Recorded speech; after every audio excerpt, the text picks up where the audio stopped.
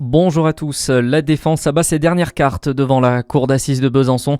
L'avocat de Frédéric Péchier a pris la parole ce matin devant les jurés. Une plaidoirie cruciale qui pourrait sceller ou non le sort de l'anesthésiste. Pour rappel, la semaine dernière s'était conclue par les réquisitions sans appel du ministère public. Réclusion criminelle à perpétuité, la peine maximale en France. Le verdict sera rendu en fin de semaine alors que Frédéric Péchier, quant à lui, continue de clamer son innocence. La mairie de Lons-le-Saunier appelle à la vigilance sur la recrudescence des arnaques. Depuis plusieurs jours, de faux techniciens font du porte-à-porte prétendant vérifier la fibre optique pour des soi-disant problèmes de connexion. Il s'agirait en fait d'une astuce pour pouvoir faire du repérage chez les potentielles victimes. La municipalité encourage les habitants à rester prudents et à ne divulguer aucune information personnelle.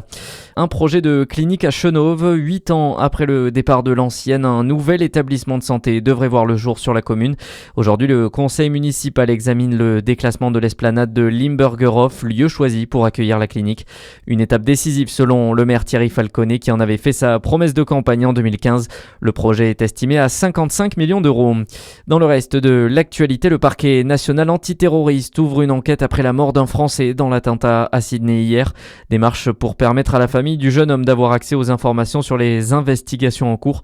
En Australie, le deuil national est décrété après une fusillade à Bondi Beach à l'occasion d'une fête juive qui a fait 15 victimes et une quarantaine de blessés. Les deux assaillants sont un père et son fils. Le premier a été abattu par la police et le second est dans un état critique.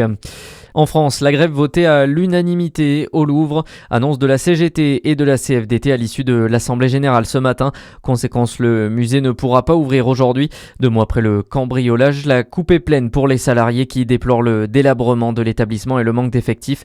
Les syndicats demandent des créations de postes et de meilleures conditions de travail, comme l'explique Valérie Beau, secrétaire de section CFDT Culture du Louvre. Le personnel du Louvre est absolument un personnel passionné de son travail.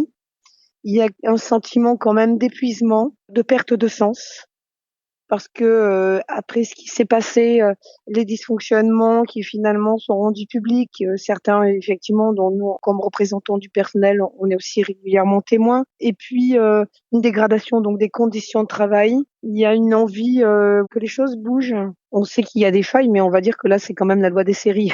C'est quand même assez terrible ce qui se passe depuis le vol. La grève lancée ce matin est reconductible, font savoir les syndicats. Et puis en foot, l'OM termine l'année par une victoire. En Ligue 1, les Marseillais se sont imposés 1-0 hier soir contre Monaco au Vélodrome en clôture de la 16e journée de championnat, la dernière de l'année 2025. C'est donc Lens qui passera les fêtes en tête du classement, le PSG 2e et Marseille 3e. À suivre, votre météo en détail sur Fréquence Plus.